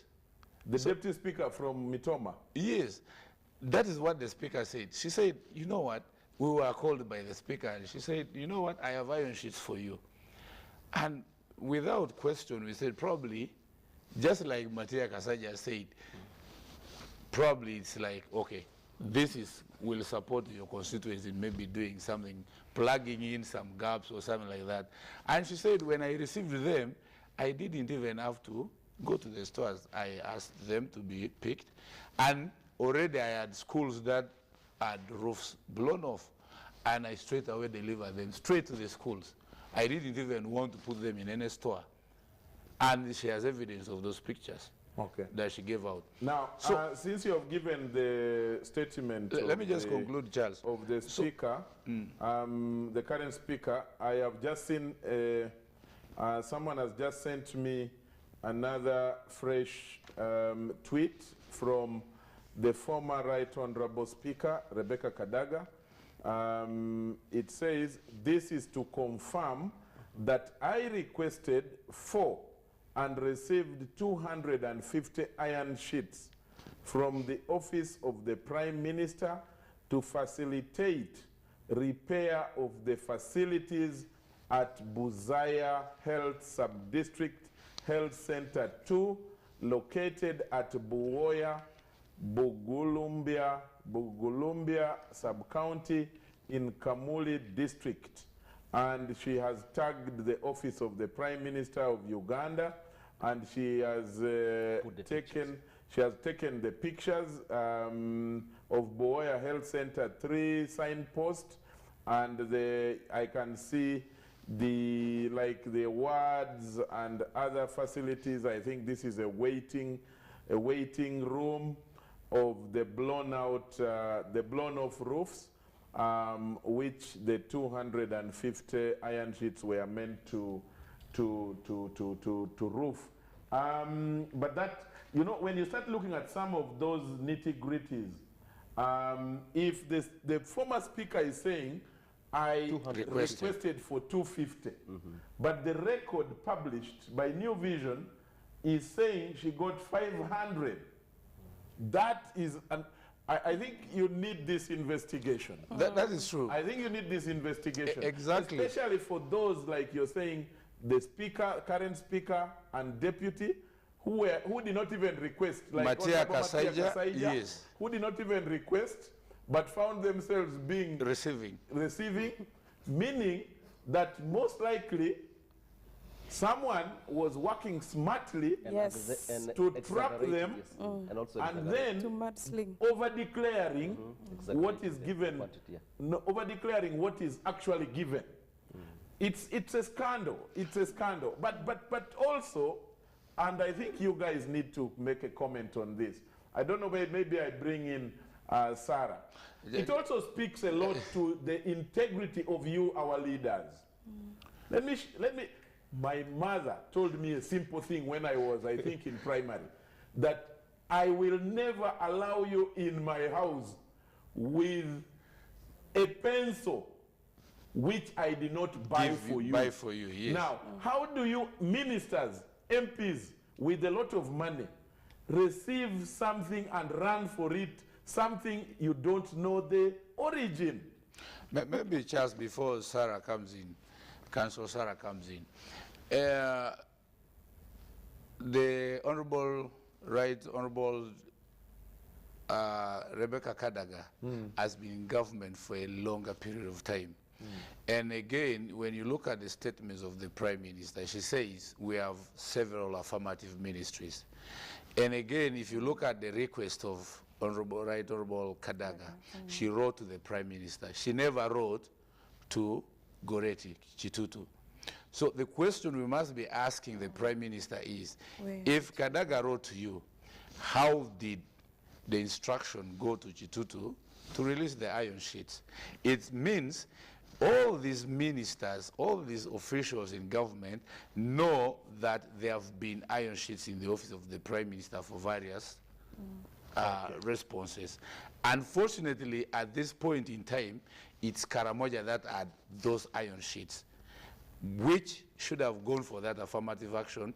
And instead of allowing these iron sheets go there and respond to this request that for now we don't have this, there was abuse of office to make it happen that for now we can pick this. They don't deserve them. Sarah, I need your comment. If I may come in, you know, all these leaders need to know how government functions. They are the ones who make budgets. For example, about this speaker, say come and pick iron sheets. You can see question, iron sheets from where? From what? And for what purpose? This you cannot take taxpayers' money and think that they will know about the building. The second thing to my good sister, big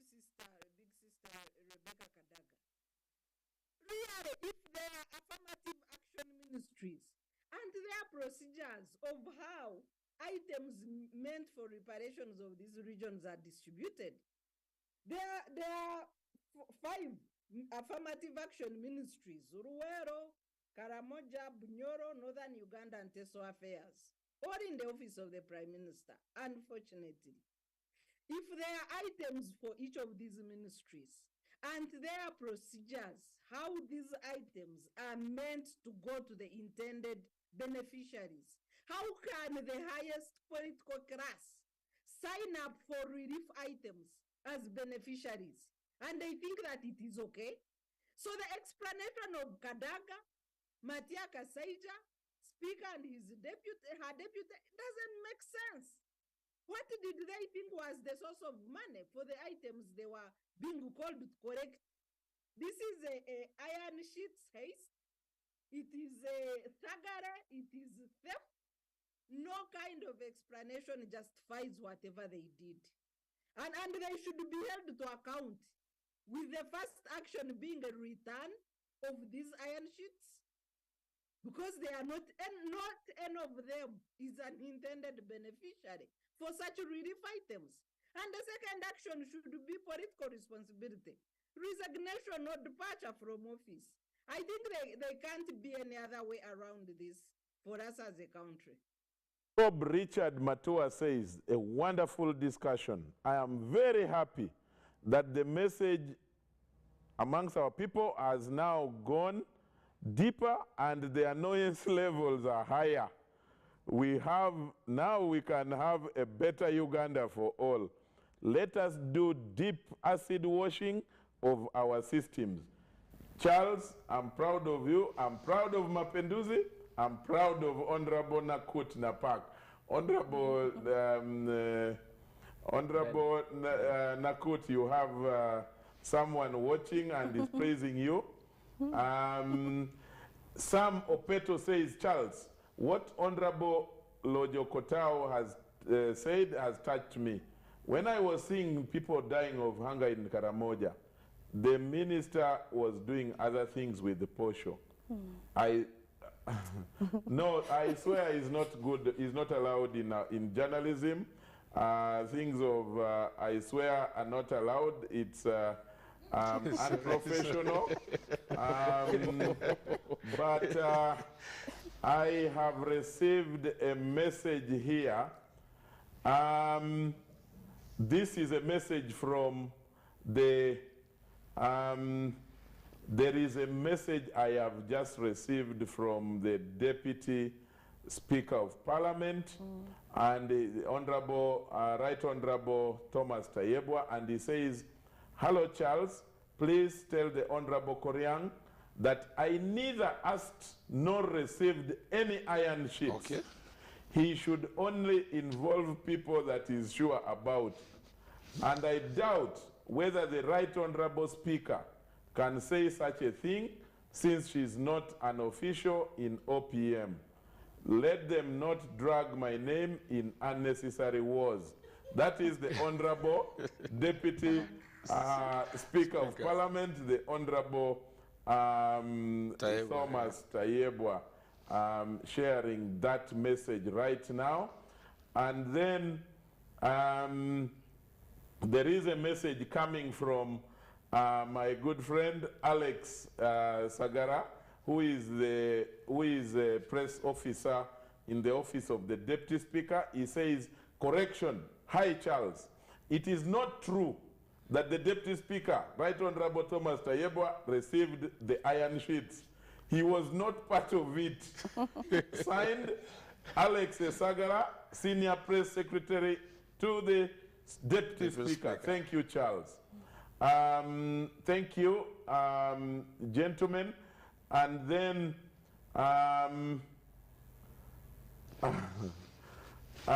someone is sending a message here. Someone called to Shabe Chris Karobwa from Fort Portal, that the president should ensure he removes those responsible from those responsibilities.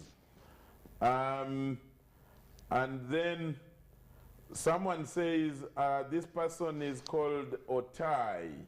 Otai says, Karamoja developed Arua was by then headed by the Honorable Anthony Butele, who originated from Arua. And like the Iron Sheet Saga items and goods for KDA programs, by then they were taken to Arua, and hence the phrase Karamoja developed Arua, Justin says. I don't know about this, but Justin, if you're telling the truth, I hope you are telling the whole truth. And then someone is talking about swindling of posho that was meant for Karamoja dying people. What does a minister who is in charge of Karamoja think when they see young people dying of famine, of hunger, when they have taken away posho meant for them, for their livelihood? This is quite painful. There are so many messages. I wanted to read a number of them to come into the discussion. Council Don Rukare says, Sebo, I'm listening to the two honorable MPs from Karamoja narrate the iron sheets and goat story. Cry and pray for our Uganda if what they are saying is true. Really? Council, they are here and you're hearing it from the horse's mouth. What else can we say? Quite sad, I must say, quite sad, quite sad. These are not good stories. And I think this could be one of the last. Someone has just sent a message. Someone called Nicholas. He has just sent it in the local language. He says, iron sheets, then an emoji of holding the chin. And then he says, Lembe Maraj Makwe, meaning this is a terrible thing. Charles, let me come in briefly. I don't know what, there is no better description that can match this one throughout these last 2 hours. Thank you very much, Nicholas. The nation has understood your description. I'm giving you 1 minute Thank you. each. Thank Let's wind up. Thank you, sir. Just as you started, you, the Honorable Ben? Honorable Mujuche says this is very dirty. It is dirty. It is indeed dirty. My brother Ben talked about the goats. I'm a farmer. Now, he's saying some of the goats were procured from Karamoja, right? The local ones. The local ones. I know the goats in Karamoja. a goat in Karamoja would take you between 80,000 to 150. Correct? Yeah. Yes. 80,000 shilling to 150,000. A goat in Acholi would take you between 90,000 to 250. And when you are buying a goat at 250, that would be really a big goat. Yeah. That would weigh between 25 to 27 kilograms at 250, nearing 30. I have a goat for my brother Charles. I have asked him to take. He has refused to take it. But that goat I weighs, gladly accepted, and yeah. I'm going to pick it. well, please, when you are free, even next year. There will always be a one. How many kilos does it weigh? You know, unfortunately, when a farmer gives you a goat, even after 10 years, will remain a goat. So you don't get two. You don't or get three. two because so it will remain a goat. So there are exotic goats that weighs. You find a goat weighing about 30 to 50 or even 60 kilos. I have one time I bought a goat that was close to between 70 to 80 kilos almost, at $1 million shilling. Exotic. And that goat, I think it was about 3.5 to 4 years. It had, because it's purely for breeding. So there are goats that you can buy at $1 million for breeding, but that quality is rare to find In Uganda. unless you have a serious farmer who has specialized in that. So the goats these people are talking about 600 to 800,000 are goats of about 200,000. And you see what annoys is the exaggeration, how government procurement are abused. So you find something, even the iron sheets, we need to know how much they are being bought. That's At true. You could find, an iron sheet being sold at. And I actually thought that when you are buying in bulk, The price should come should down. go Should down, be lower, shouldn't go exactly. up.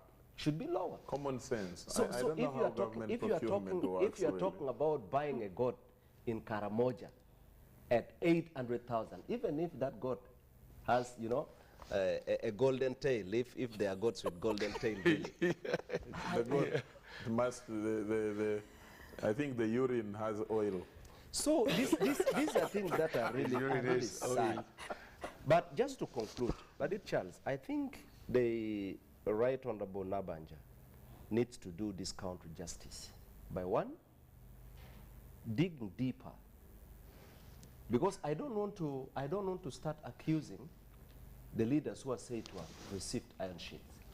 If the Honorable Nabanja, Prime Minister, got iron sheets, one, did she ask for it?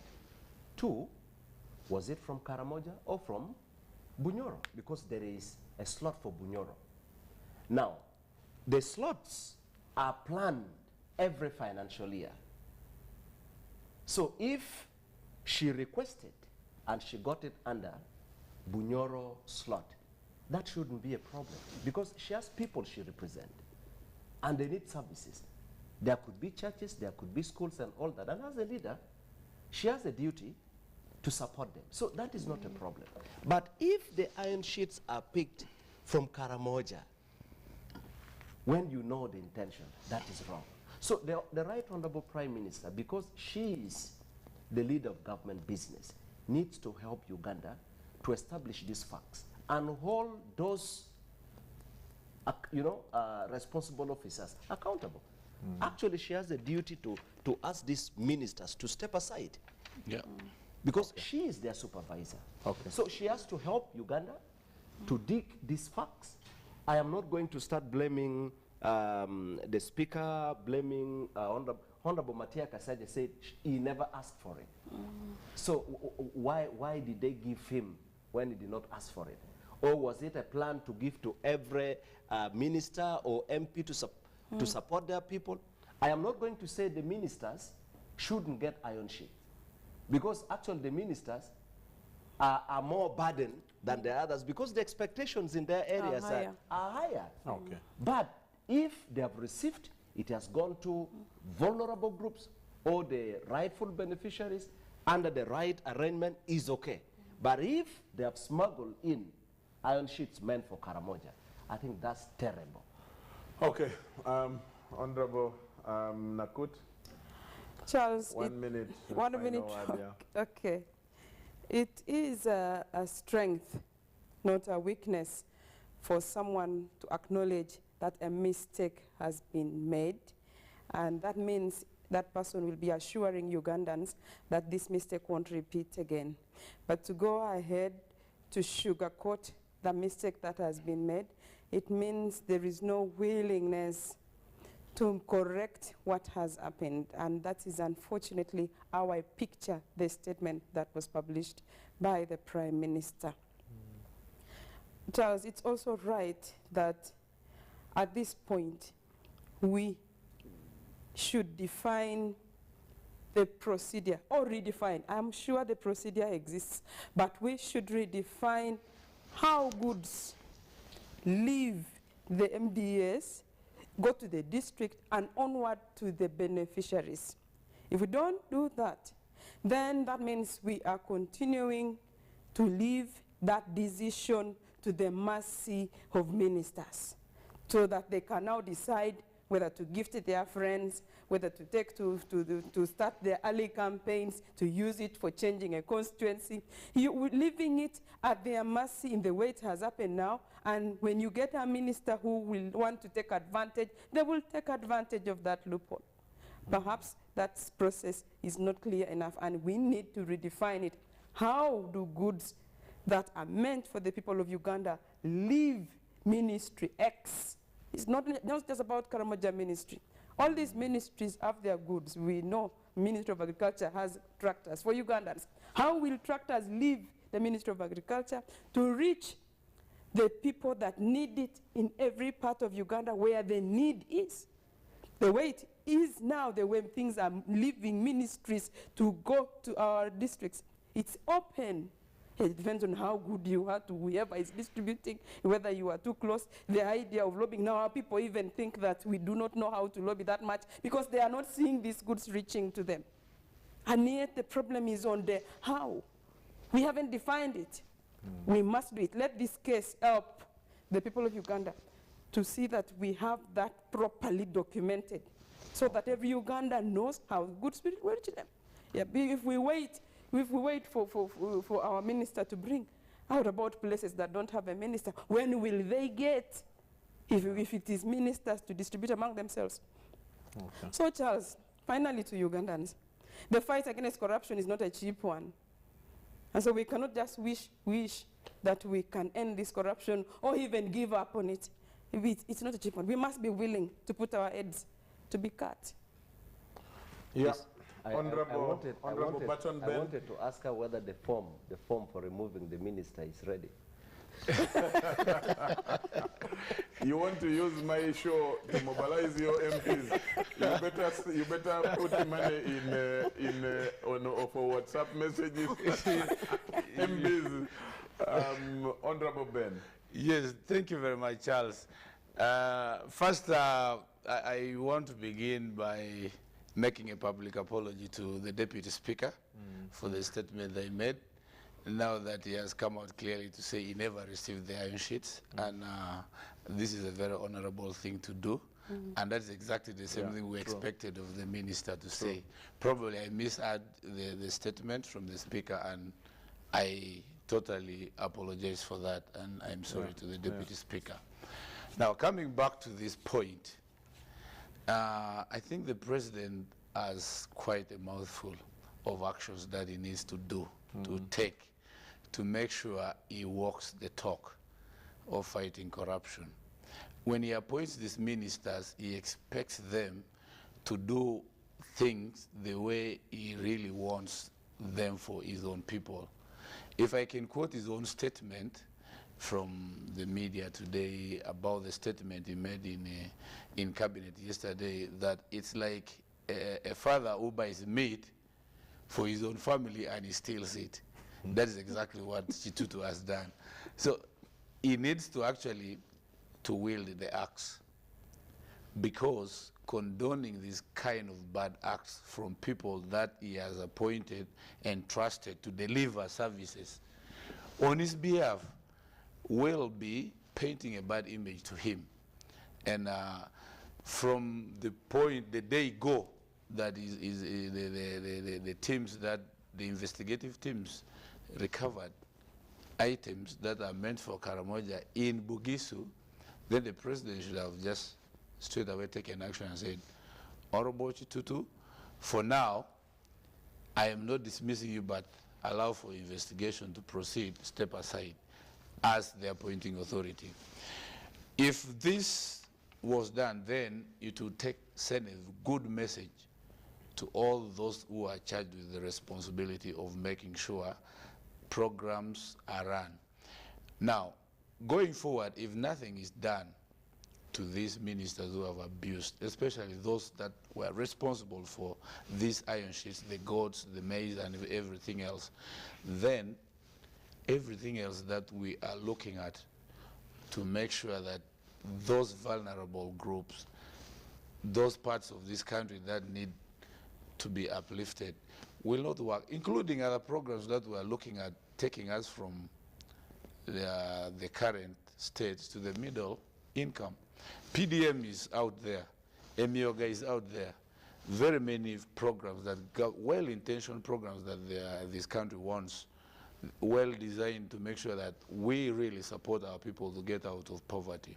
All these programs will die a natural death if nothing is done in the shortest time possible. Look, taking the example of what is out for the Karamoja situation, because then it will be a point that serves us. So the other one is, you had asked a question that we actually did not answer. The issue of, as Karamoja, as Parliament, what are we going to be doing? We drafted a notice to the clerk for censure. And we are looking at censuring the minister for Karamoja, because that was our docket, that was our responsibility. The rest of the people merely received, probably out of her trying to bribe our way to make sure when eventually this is discovered, these people will protect her. That's why we are looking at censuring her. We are not talking about the state minister, because this was purely our responsibility.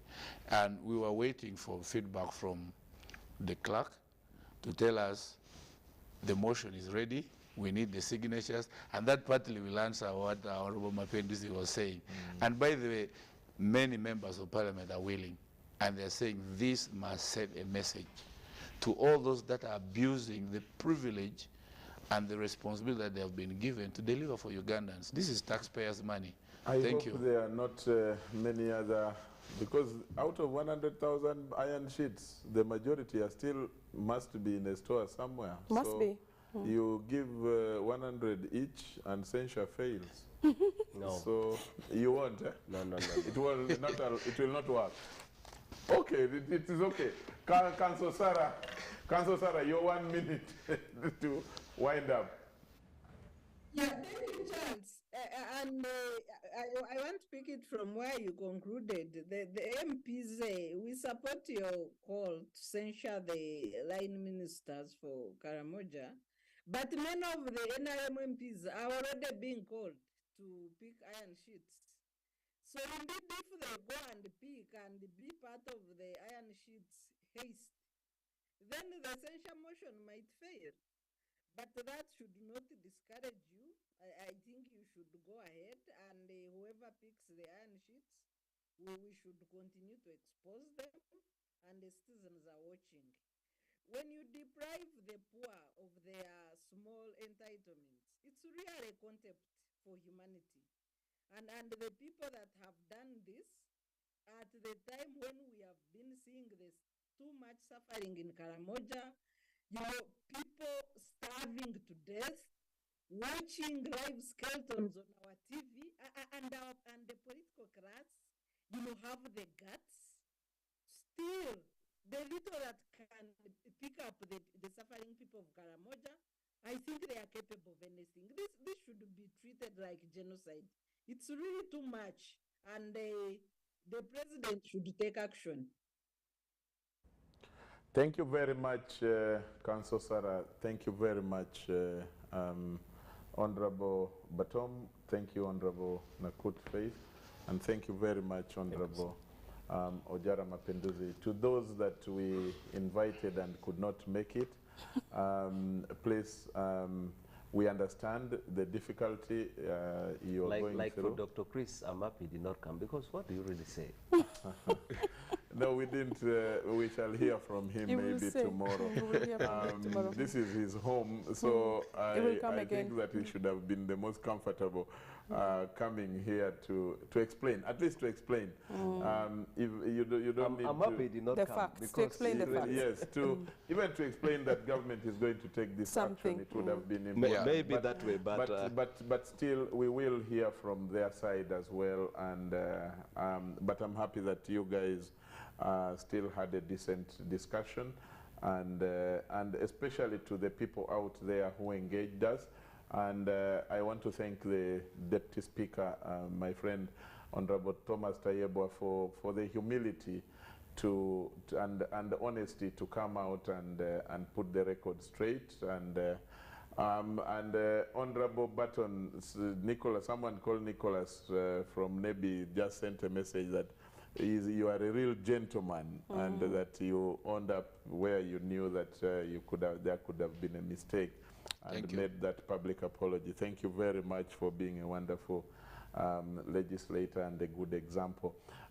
We need to close. I want to, I was impressed. There is another discussion we had here the other day on this challenge of, the issues of homosexuality in schools. I passed by a school that I was impressed by what the example now they are showing, Nabisunsa Girls School, just here in Chambogo.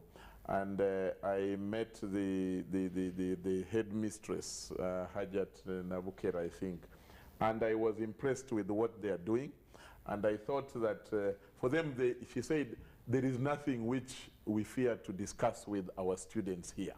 And that is an example that all the schools, if all schools around Uganda would do such a thing, we would produce better, citizens of value, citizens, who know that this is dangerous, this is good for the country.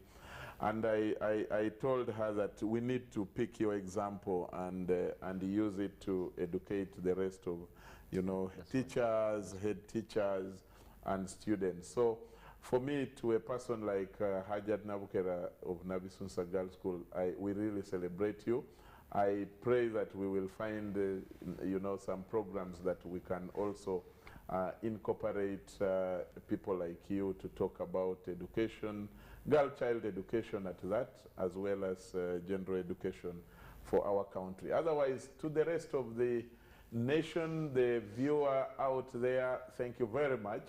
From the team here, our technical team headed by Margaret, the producers headed by Etiang Thomas, I want to thank you very much for ensuring that this program is brought every week on Wednesday from 10 to midnight. And to those who have started their fasting period today, God bless you, and have the best of it. Otherwise, bye-bye, good night.